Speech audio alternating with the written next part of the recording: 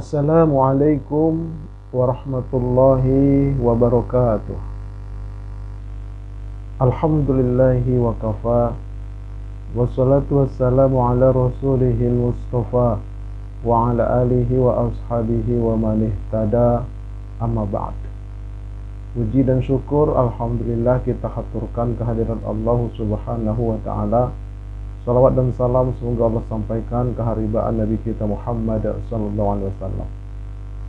Kami dari Majelis Studi Dakwah Terapan mengucapkan jazakumullahu khair kepada sahabat-sahabat sekalian yang telah mendukung program dakwah kami, baik yang telah mensubscribe atau memberikan bantuan yang lainnya. Semoga Allah membalas dengan balasan yang berlipat ganda. Baik sahabat-sahabat Majelis Studi Dakwah Terapan yang dirahmati oleh Allah Subhanahu wa taala, di dalam harta ada kotoran. Apa kotorannya? Kotorannya adalah zakat. Nah, kalau tidak dikeluarkan zakat itu, maka harta itu akan rusak. Wajib dikeluarkan zakat karena dia kotoran harta, tapi kotoran yang syar'i. Di dalam Al-Quran Allah berfirman, A'udzubillahi minasyaitonir rajim. Wa fi amwalihim haqqul lis-sa'ili wal marhum. Dan pada harta-harta mereka ada hak untuk orang miskin yang meminta dan orang miskin yang mahrum tidak mendapat bahagian. Nah, hak untuk orang miskin itulah yang dikatakan zakat yang wajib dikeluarkan. Ini dalam surah Az-Zariyat ayat 19. Menurut Ibnu Abbas dan Mujahid, mahrum artinya orang yang tidak beruntung karena tidak mempunyai jatah dari Baitul Mal, tidak terdaftar, tidak mempunyai mata pencaharian, tidak pula mempunyai keahlian profesi yang dapat menjadikan tulang punggung kehidupannya. Nah, jadi mereka itu yang berhak menerima zakat.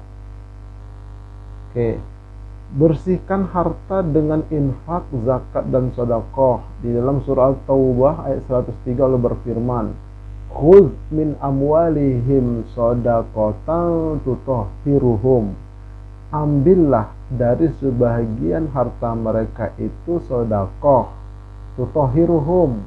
Dengan sedekah itu dapat membersihkan harta mereka. Sepakat para alim ulama tafsir, sedekah di sini adalah sedekah wajib, yaitu zakat, terutama zakat mal. Baik, apa itu zakat? Zakat ialah memberikan sejumlah harta tertentu yang diambil dari ukuran harta tertentu pada waktu tertentu dan diberikan kepada golongan tertentu.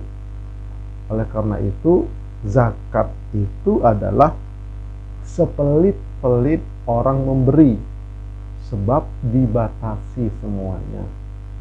Ya, dibatasin dia semua, tidak boleh lebih, tidak boleh kurang. Tidak boleh kepada siapa saja. Ada aturannya. Itulah namanya zakat. Baik.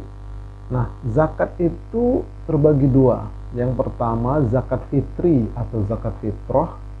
Yang kedua zakat harta atau zakat mal. Yang akan kita ulas pada pertemuan kali ini adalah zakat fitri atau zakat fitrah kata sebahagian orang. Baik.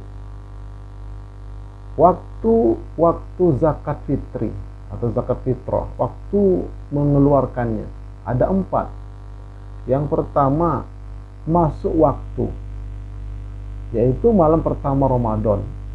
Sudah masuk waktu, sudah boleh dan sudah sah menunaikan zakat fitri.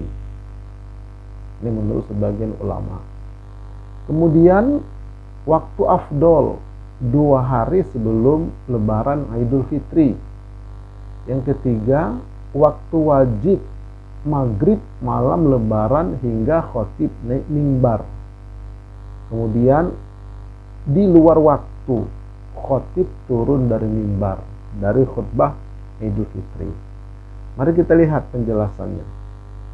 Masuk waktu atau malam pertama disebutkan dalam hadis An Ibnu Umar qol farada Rasulullah sallallahu alaihi wasallam zakat Ramadan 'alal hurri wal 'abdi wal zakari wal unta sa'an min tamrin aw sa'an min sya'irin fa'adal nasu bihi nisfa sa'in min burrin.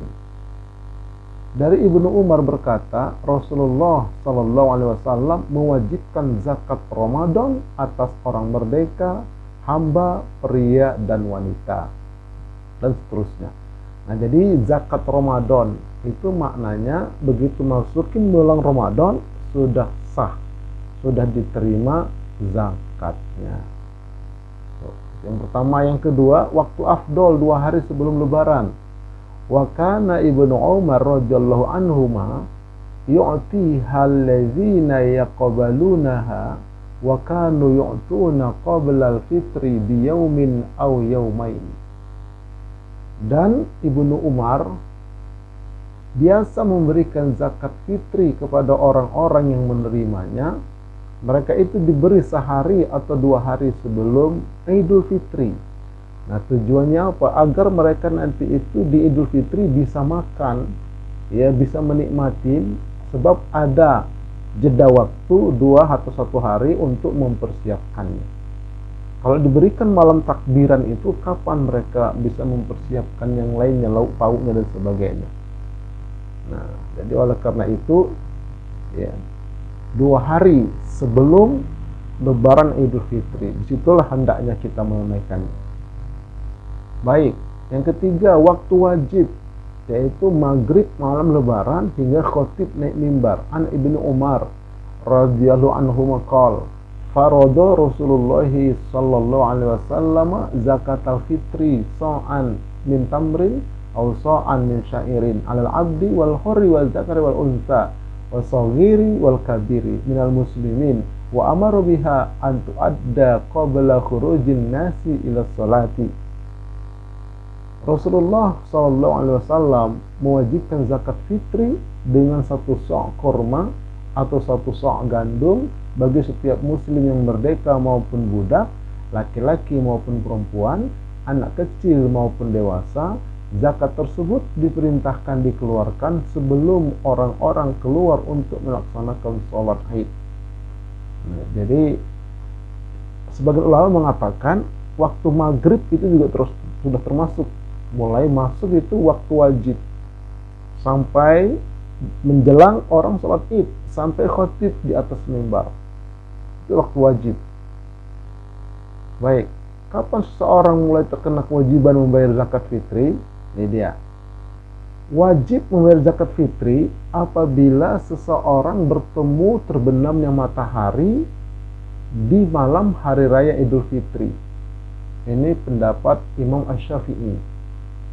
Misalnya, ya, ini pendapat Imam Asy-Syafi'i. Kemudian, karena itulah dinamakan zakat fitri, dan hukumnya juga disandarkan pada waktu fitri tersebut, yaitu masuk hari raya Idul Fitri. Jadi maghrib itu sudah masuk hari raya Idul Fitri, maka disitulah waktu wajibnya menunaikan zakat fitri begitu masuk maghrib. Nah, ini contohnya kita lihat, ya. Seseorang meninggal dunia 1 menit sebelum terbenamnya matahari pada malam hari raya Idul Fitri, maka dia tidak punya kewajiban untuk dikeluarkan zakat fitri baginya. Tidak wajib, karena dia meninggal dulu baru datang lebaran. Tetapi jika ia meninggal 1 menit setelah terbenamnya matahari, maka wajib baginya zakat fitri. Masuk maghrib, semenit kemudian dia meninggal, maka dia wajib. Kenapa? Dia merasakan malam Idul Fitri itu. Itu contoh pertama. Contoh kedua, apabila bayi lahir 1 menit setelah tenggelamnya matahari di malam Idul Fitri, maka tidak wajib zakat fitri bagi dia. Begitu masuk maghrib, dia baru lahir, itu tidak wajib. Tapi jika bayi itu terlahir 1 menit sebelum matahari terbenam, maka zakat fitri wajib baginya.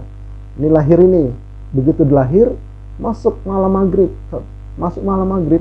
1 menit sebelum maghrib, Ya, dia lahir sebelum maghrib, begitu maghrib dia sudah lahir. Nah, maka dia wajib zakat karena dia merasakan malam Idul Fitri itu. Masuknya malam Idul Fitri itu dia hadir. Nah, ini sahabat-sahabat sekalian. Baik. Yang keempat, di luar waktu, yaitu khatib turun dari mimbar. An Ibni Abbas qol, farada Rasulullah sallallahu alaihi wasallam, wa man addaha ba'da sholati fahiya shadaqatun minas shadaqat. Dan barang siapa yang menunaikannya setelah sholat Idul Fitri, maka itu hanya dianggap sebagai sedekah di antara beberapa sedekah. Jadi sekedar sedekah sunnah, maka dia berdosa karena meninggalkan yang wajib.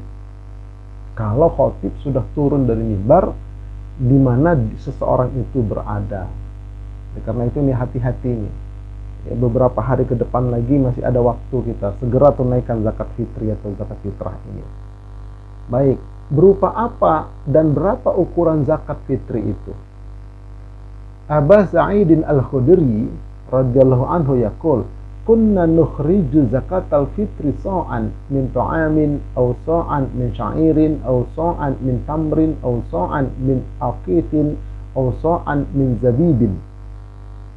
Dahulu di zaman Nabi Shallallahu Alaihi Wasallam, kami menunaikan zakat fitri itu berupa satu sok bahan makanan, satu sok gandum, satu sok korma, atau satu sok keju, atau satu sok kismis. Nah, ini di Arab ketika itu makanan pokoknya seperti itu. Nah, kemudian satu sok itu adalah 4 cakupan penuh 2 telapak tangan, dicakup begitu. Atau kalau ditimbang dia sekitar 2,5 sampai 3 kg berupa beras misalnya. Nah, kalau diuangkan 40.000 atau 50.000. Nah, jadi di zaman Nabi zakat fitrinya itu makanan pokok yang ada di sana. Tapi kemudian para alim ulama berijtihad berdasarkan Al-Quran dan Al-Hadis, dikembalikan makanan pokok di masing-masing negeri, masing-masing negara. Nah, kemudian dikonfirmasi dengan uang. Ini menurut Imam Hanafi, ya boleh pakai uang, diuangkan boleh. Tapi kalau menurut imam yang lain, yang 3 imam yang lain, tidak boleh, wajib dengan makanan pokok. Nah, dikembalikan kepada masing-masing. Oke.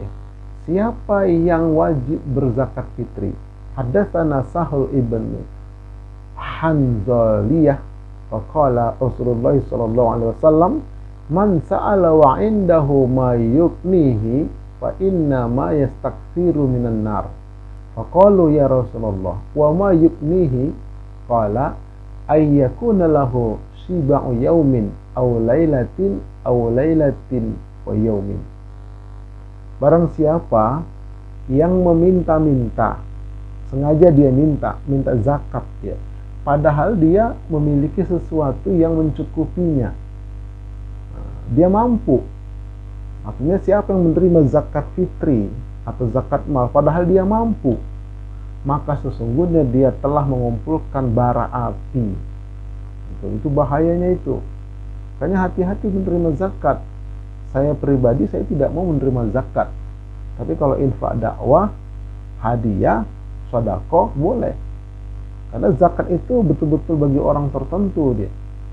Lalu mereka berkata para sahabat, wahai Rasulullah, bagaimana ukuran orang mencukupi tersebut?